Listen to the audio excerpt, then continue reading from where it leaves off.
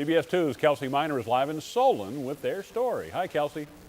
Well, good evening, Scott. Anyone with a brother or a sister knows all about sibling rivalry. Well, the Miller brothers, they took that rivalry to the field tonight. One brother trained the other, but when you really listen to their story, you'll understand what being an Iowan is all about. What looks like a typical high school Friday night football game is a lot more. Football has just been, so a part of our family. Two brothers. Coach Kevin Miller of Solon is the oldest. Well, it's flattering. It truly is flattering. His younger brother by 12 years, Coach Mike Miller of DeWitt Central, is his coaching opponent.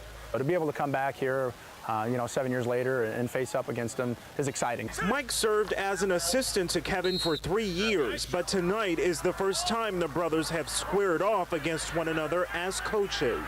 Aside from that, it's a big game for our kids. However, it's their off-the-field story, that family bond, that makes this matchup so interesting. Their father died when Mike was in the 2nd grade, and it was Kevin who would make sure his little brother didn't stray far from the field.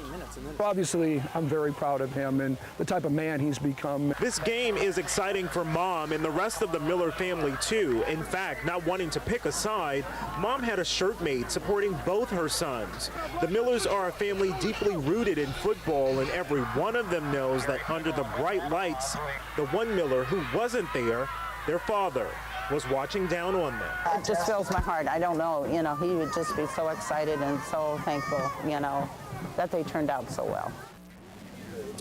And what started out as a game with the younger brother beating out the older brother turned itself around, and Solon was able to win the game at the end of it all. So bragging rights for the Miller family come Thanksgiving. It's going to be a lot of talk in the house come Thanksgiving.